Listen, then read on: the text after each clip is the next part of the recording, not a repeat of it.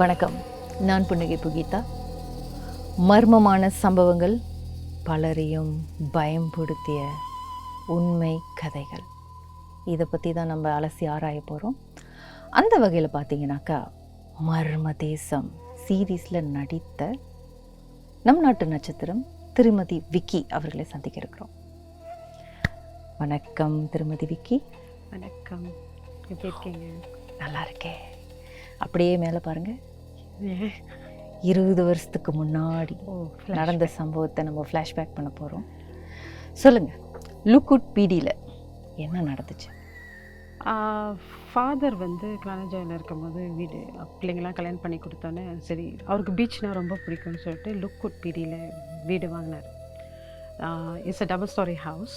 அவருக்கு பிடிச்சமான number 54. So அந்த 54 நம்பர் தான் வீடு தேடி கண்டுபிடிச்சி ப்ரேயர்ஸ்க்கெல்லாம் எங்கெல்லாம் கூப்பிட்டு, பிகாஸ் எல்லோரும் தூரமாக இருக்கணும்னு சொல்லிட்டு ப்ரேயர்ஸ்லாம் முடிச்சுட்டு, அதுக்கப்புறம் அவர் அந்த அவருக்கு வீடுனா ரொம்ப பிடிக்கும்.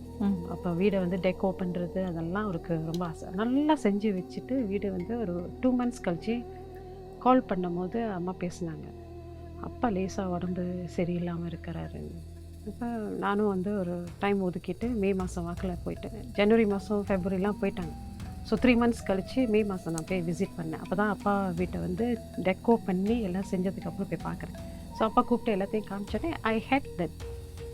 ஏன்னா அப்பா 6 foot, அப்பா ரொம்ப வளர்த்தியாக இருப்பார். ஸோ அவர் என்னடா ஹஞ்ச் பண்ண மாதிரி உடம்பு இருக்குதுன்னு கேட்டால், அம்மாட்ட கூப்பிட்டு கேட்டால் அம்மா உடம்பு சரியில்லாமல் இருக்காரு. அப்புறம் உடனே நான் பிரதருக்கு கால் பண்ணி கேட்டோன்னே அவர் சொன்னார், இல்லை லேசாக உடம்பு சரியில்லாம மாதிரி இருக்குது. நான் சொன்னேன், எதுக்கும் போய் அவரை டாக்டர்கிட்ட கூப்பிட்டு காமிச்சிருங்க அப்படின்னு. ஸோ ஒரு ஃபியூ வீக்ஸ் கழித்து அண்ணன் கால் பண்ணி அழுதுச்சு. அப்பா unfortunately diagnosis by prostate cancer. அது எனக்கு ஒரு ஷாக்கிங் நியூஸாக இருந்துச்சு. பிகாஸ் அது எங்கள் பரம்பரையிலே இல்லாத ஒரு விஷயமா இருந்துச்சு. எது எப்படி நடந்துச்சு. ஸோ அப்போயே எனக்கு ஒரு பேட் ஃபீலிங்ஸ் இருந்துச்சு. Something is not right in the house அப்படின்னு. ஒரே வீடுனா பார்த்தா அது பிரைட்டாக இருந்தால் கூட அதில் சந்தோஷம் இருக்கிற மாதிரியே தெரியல அப்படின்னு அம்மாட்ட கூப்பிட்டு தனிப்பட்ட முறையில் கேட்கும் போது ஒன்றும் சொல்லலை. ஸோ நானும் விட்டுட்டேன். அப்புறம் ஒரு அண்ணனுக்கு நான் திருப்பி கால் பண்ணி கேட்டது, அண்ணன் சொன்னிச்சு, எங்கள் அங்கிள் ஒருத்தர் இருந்தார்.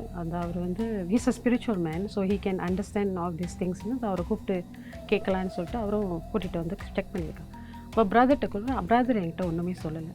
பட் அம்மாட்ட கூப்பிட்டு கேட்டபோது அம்மா சொன்னாங்க, வீட்டில் என்னமோ இருக்குது. பிகாஸ் அவர் வச்சு பிளேட் 2ஆக உடஞ்சி போனதை எல்லாரும் பார்த்துருக்காங்க அப்படின்னு.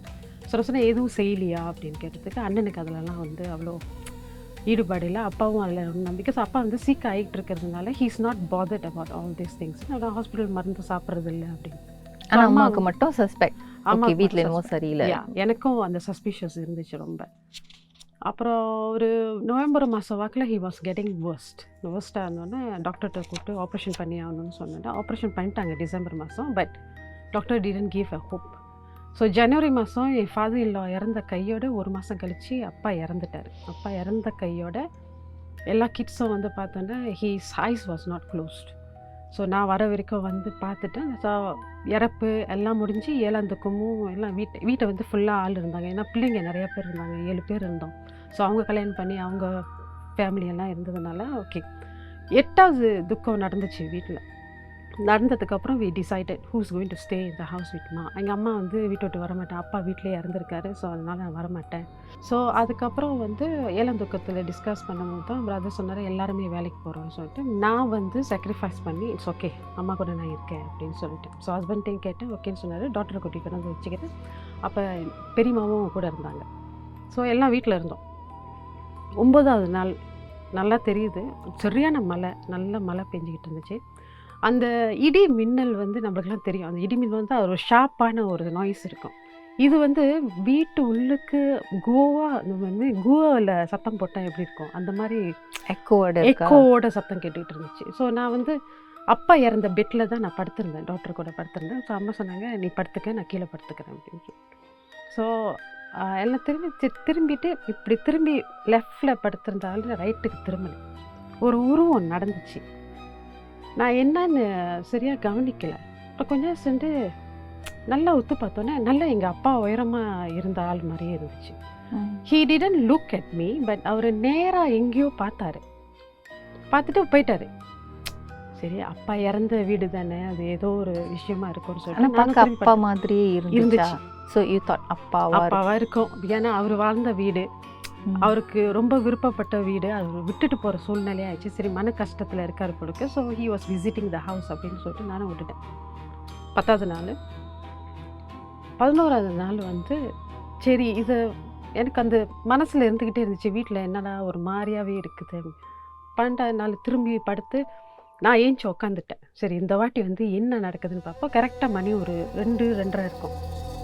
அதே மாதிரி ஒரு மாதிரி இடி சத்தம் கேட்டுச்சு. அந்த ஸ்மெல் லேசாக இன்னும் அந்த ஒரு மாதிரி பேட் ஸ்மெல் வர ஆரம்பிச்சிச்சு. ஸோ நான் திரும்பி பார்க்கும்போது அப்பா இந்த வாட்டி தெளிவாக தெரிஞ்சார். பேட் ஸ்மெல்னா ஏதாவது ஒரு அழுகி மாதிரி போற அழுகி போன வாடைகள் அது மாதிரி இருக்கும்னு சொல்லிட்டு நடந்து போகிறாரு. அவர் நல்லா தெரியுது.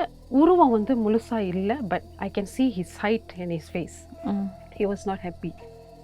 ஸோ அவர் போகும்போது நானும் சரி என்னதான் நடக்குதுன்னு சொல்லிட்டு தைரியப்படுத்திக்கிட்டு நான் யார்ட்டையும் எழுப்பாமல் நான் பாட்டுக்கு மேலே ஏறினேன். ஸ்டேர் கேஸில் ஏறும் போது அவர் ஏறி படி இப்படி ஏறி தான் இப்படி ரூமுக்கு போகணும். லெஃப்டில் போயினவர் அந்த கை நல்லா தெரிஞ்சிச்சு. அவரை பற்றி எனக்கு நல்லா தெரியும். அவர் எப்படி கை வைப்பார், எப்படி திரும்புவார்னு. இப்படி திரும்புகிற மனசை இப்படி திரும்பினார். ம். ஐ மீன் ஃப்ரம் லெஃப்டில் திரும்பி முழுசாக மறைக்காமல் பாடி மட்டும் நவுந்துச்சு. இப்படி பார்த்துட்டு போயிட்டாரு. ஸோ நானும் ரூம் இருக்கும் போனேன். உத்தரமே இல்லை, விட்டுட்டேன். 13வது நாள் அம்மா மேலே சாமி விளக்குலாம் ஏற்ற சுட்டு துடைக்கணும். 14 நிமிஷம் ப்ரேயர்ஸ் வரப்போகுது. எல்லாம் ஜம்முன்னு எடுத்து அழுக்கிட்டு இருக்காங்க. இப்போ திடீர்னு அம்மா வந்து கீழே வந்து துபீர்னு விழுந்தாங்க. ம்.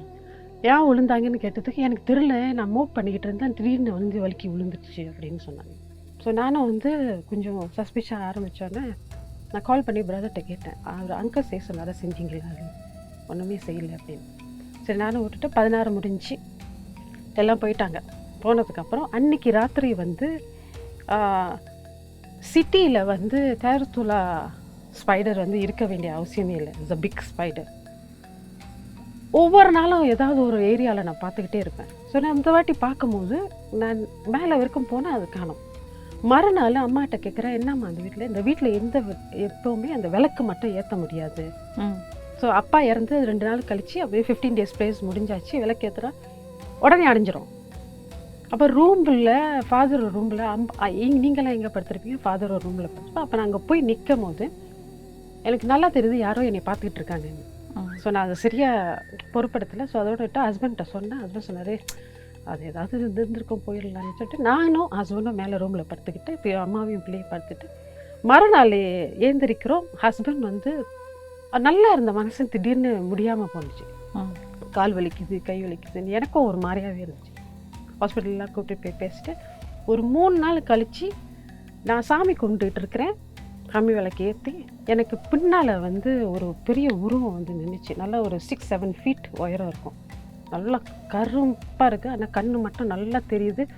உத்து நம்மளை பார்க்குறாங்க. நான் தான் சாமி விளக்கு ஏற்றக்கூடாது நான் பிகாஸ் மேபி நான் மெடிடேட் பண்ணுறதுனால அந்த இது ஓகேன்னு சொல்லிட்டு நானும் சொன்னேன். பார்த்துக்கிட்டே இருந்துட்டு ஒரு செகண்டில் என் பின்னால் வந்து நின்றுச்சு. ம்ஹும். ஸோ நின்னும்போது நல்லா தெரியுது நீ ஏன் என்னை வந்து இக்னோர் பண்ணுறேன்னு. ஸோ நானும் வந்து ஒன்றும் பேசாமல் விட்டுட்டேன். 3வது நாள் அதுக்கப்புறம் வந்து தொடர்ந்து இப்படி நடந்துட்டு இருந்தது. நான் அந்த படுத்துட்டு உருவம் ஒரு நாள் ஆக்சுவலி பார்க்க எப்படி இருந்துச்சு? நல்ல ஒரு 7 feet உயரத்தில் இருக்கிற நல்ல உயரமான ஒரு ஆள் இருக்குது. மனசால் மாதிரி தான் இருக்கு. மனசால் மாதிரி தான். மனசால் மாதிரி இருக்கு. ஆனால் உருவம் முழுசா இல்லை. ஆனால் கண்ணு மட்டும் நல்லா சக்கச்சவேன்னு இருந்துச்சு. அந்த கண்ணு வெரி எங்க்ரியாக ரொம்ப கோவப்பட்டு இருக்கிற மாதிரி. அப்புறம் தான் நான் கால் பண்ணி எங்கள் அங்கிள்கிட்ட கேட்கும் போது எங்கள் அங்கிள் சொன்னார், அந்த வீடு கட்டின ப்ராப்பர்ட்டியில் வந்து அந்த பர்டிகுலர் எங்களோட வீட்டோட டைனிங் டேபிளில் வந்து அது ஒரு பெரிய ஆலமரம் மாதிரி இருந்திருக்குது. ம்ஹும். அந்த மரத்தில் தான் இந்த ஒரு ஃபேமிலியாகவே இருந்திருக்காங்க. அதுங்கனாக்கா அப்ப நிறைய whole ஆத்மா family. இருந்துச்சோ? There was a family of 4 or 5 of them it seems in the house. ஆத்மா ஆத்மா 4-5 ஆத்மா அந்த மரத்துல குடி இருந்திருக்கு அப்படின்றீங்களா? ஆமா. ஓகே. ஸோ அதை வெட்டி சாய்ச்சோன்னே அந்த வீடு கட்டினதுக்கு அப்புறம் அந்த வீட்டிலே குடி இருந்துச்சு. வெளியே போக முடியாதுன்னு சொல்லிடுச்சு. they already said this is my territory, I don't want to leave அப்படின்னு சொல்லியிருக்கேன். விட்டுட்டு ஒரு அந்த கழிச்சு ஒரு வாரம் கழிச்சு என்ன நான் அப்போ தான் நான் வந்து தெளிவாக பார்க்குறேன். I'm getting dark. My shoulder வந்து அப்படியே ஹஞ்ச் ஒரு மாதிரி சைடாக செங்கட்டாச்சு. சேங்கட்டாச்சு இந்த ஷோல்டர் லெஃப்டில். ஹஸ்பண்டுக்கு ஹாஸ்பிட்டலில் கூட்டிகிட்டு போய் செக் பண்ணோன்னே doctor suspicious of breast cancer இருக்கும். ஸோ நான் வந்து சொன்னேன் மேபி செகண்ட் தாட்டுக்கு போகும் என்ன அதுன்னு தெரியும். So I called my uncle and find out he said வாங்க. ஸோ அன்னைக்கு அந்த ஒரு வாரம் கழித்து நான் போகிறேன், நான் வரேன் அங்கிள் அப்படின்னு சொன்னோன்னே வாங்க அப்படின்னு சொல்லிட்டாரு. அதாவது அவர் கூப்பிட்ருக்காரு. அவர் வீடு வந்து ஒரு சின்ன டெம்பிள் மாதிரி வச்சுருந்தாரு, அம்மனை வச்சு அப்புறம் சிவனை வச்சுருந்தாரு. வீட்டுக்குள்ளார போயிட்டார். அவங்களோட டெம்பிள் உள்ளுக்கு போய் உட்கார வச்சுட்டு தண்ணி தெளிச்சு விட்டு கொஞ்ச நேரம் சேர்ந்து எனக்கு என்ன நினச்சின்னு தெரியாது. ஆனால் எனக்கு நல்லா தெரியும் என் உடம்புலேருந்து ஒன்று இறங்கி ஓடினதை நான் பார்த்தது. வெரி சைல்டாக, ரொம்ப ஒரு சின்ன வயசு குழந்த மாதிரி இருந்துச்சு அது பார்க்குறதுக்கு, ஏறி குதிச்சு ஓடினது. ஸோ அது அப்போ தான் நானே நோட்டீஸ் பண்ணுறேன் I can able to C அப்படின்னு. ஸோ அது இறங்கினதுக்கப்புறம் என் பாடி வந்து நார்மல் ஃபீச்சர்ஸில் வந்துச்சு.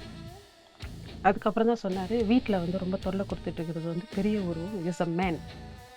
Okay, so he doesn't want to leave. அவர் போக முடியாதுன்னு சொல்லிட்டாரு. ஸோ நீங்கள் தான் வெளியாகணும்னு சொல்லிட்டு 1 year ப்ரேயர்ஸ் வரைக்கும் நானும் ஒன்றும் செய்யலை. பட் ரொம்ப டார்ச்சர் கொடுத்தது வந்து எங்கள் அம்மாவை தான்.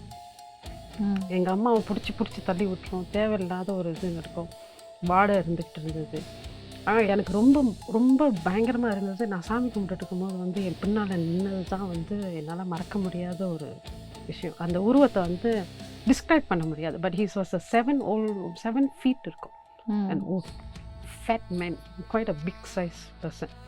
அதனால் தெரிஞ்சிச்சு ஒரு பெரிய உருவம். எனக்கு கீழே என்னை விட்டு இறங்கி போனது அது வந்து ஒரு சின்ன குட்டி சைல்டு.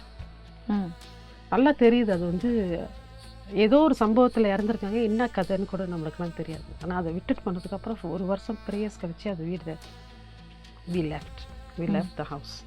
இந்த தொல்லைகள்னால ஏன்னா ரொம்ப they want us to leave. யாரும் அந்த இடத்துல இருக்கக்கூடாது, அது எங்கே இருக்கிற மரம் தான், நாங்கள் இருந்த இடம் தானே, எதுக்கு நீங்களாம் வந்து இருக்கீங்கன்னு. ஸோ அதை அப்படி வச்சு தான் எங்கள் அப்பாவை கொண்டுச்சு. ஸோ நெக்ஸ்ட் டார்கெட் வந்து என்னால் இருந்ததுனால நான் ஏதோ தப்பிச்சிட்டேன்னு நினைக்கிறேன். இப்போ அந்த வீட்டில் யார் இருக்கா? வீடை வித்துட்டோம், யார் தலையிலையோ கட்டிட்டீங்க? கட்டியாச்சு. ஐயோ விட்ட சாமி போதும். தட் வாஸ் அது வந்து ஒரு அது சொல்ல முடியாத ஒரு அனுபவம். அந்த 1 வருஷம் நான் தங்கியிருந்து அந்த கஷ்டப்பட்டது. ஆல்ரைட், அடுத்தடுத்த எபிசோடில் வேறு கதைகளோட சம்பவங்களோட சந்திப்போம். தேங்க்யூ.